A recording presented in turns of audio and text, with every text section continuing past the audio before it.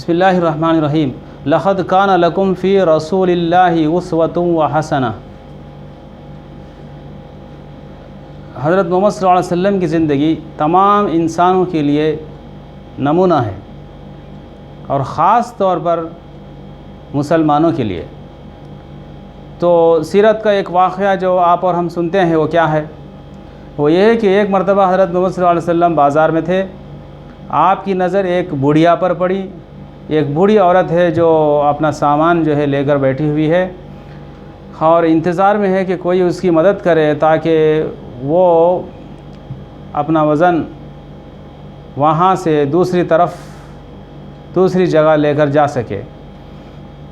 تو آپ صلی اللہ علیہ وسلم اس بات کو سمجھ جاتے ہیں، اور آپ کی خدمت خلق کا معاملہ دیکھیے کہ ہر روز آپ یہ خدمت خلق بھی کرتے تھے۔ آپ صلی اللہ علیہ وسلم اس بڑھیا کے پاس جاتے ہیں اور کہتے ہیں کہ بتائیے ماں کہاں پر جانا ہے؟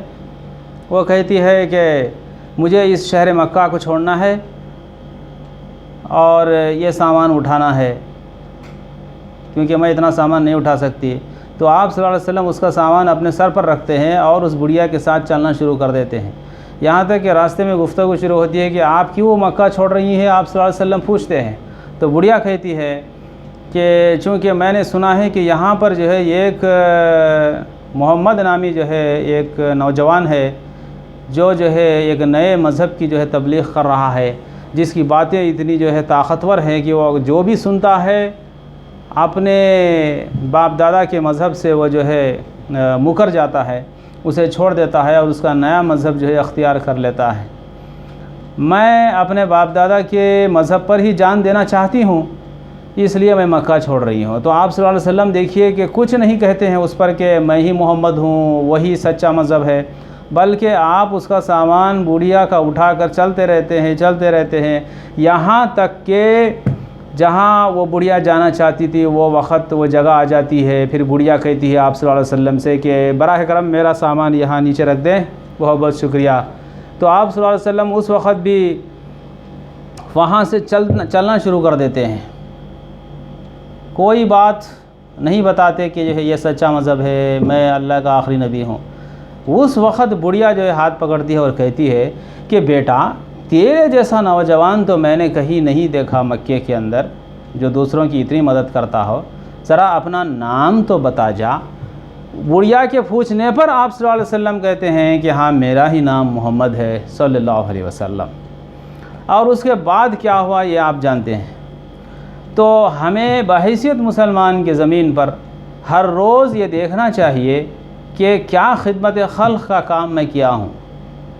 خدمت خلق سے مراد یہ ہے، ہم یہ سمجھتے ہیں کہ فری میں دوائیاں بانٹی جائیں، فلاں جو ہے مدد کی جائے، ماسک یا سینیٹائزر دیے جائیں، یہ بھی ہے، لیکن حقیقت میں خدمت خلق سے مراد یہ بھی ہے کہ ہم جسمانی طور پر بھی کسی کی مدد کریں، جیسا کہ ہم جو ہے صحابہ کرام رضی اللہ تعالیٰ عنہم اجمعین کے بارے میں سنتے ہیں کہ واقعات میں کہ وہ بھی جو ہے روزانہ یہ کام کرتے تھے۔ حضرت ابوبکر رضی اللہ تعالیٰ عنہ صبح میں تہجد سے پہلے اٹھتے تھے، جاتے تھے کسی ایسے نابینا اندھے جو ہے آدمی کے گھر پر جو چل بھی نہیں سکتا تھا، اس کے تمام کام کرتے ہیں، اس کو نہلاتے ہیں، دھلاتے ہیں، کھلاتے ہیں، پلاتے ہیں، جب باہر آتے ہیں۔ جب ان کا انتقال ہو جاتا ہے تو حضرت عمر رضی اللہ تعالیٰ عنہ کی خلافت کا دور ہے، آپ رضی اللہ تعالیٰ عنہ جو ہے دیکھتے ہیں کہ ایک شخص ہے جو بیٹھ کر جو ہے رو رہا ہے جب آپ گشت کر رہے ہیں، جو کہہ رہا ہے کہ 3 دن ہو گئے ایک شخص نہیں آیا جو روز آتا تھا اور میری مدد کرتا تھا۔ تو اس پر جو ہے حضرت عمر رضی اللہ تعالیٰ عنہ سمجھ جاتے ہیں کہ وہ ضرور حضرت ابوبکر رضی اللہ عنہ ہے۔ تو یہ جو بڑی سنت ہے، روزانہ کرنے کی سنت ہے، جسے ہم جو ہے بھلا چکے ہیں، اس کو پھر سے زندہ کرنے کی ضرورت ہے اور اس پر عمل کرنے کی ضرورت ہے، اور یہ چیز ہم پر فرض ہے۔ تو اللہ تعالیٰ ہمیں اس پہ عمل کرنے کی توفیق عطا فرمائے۔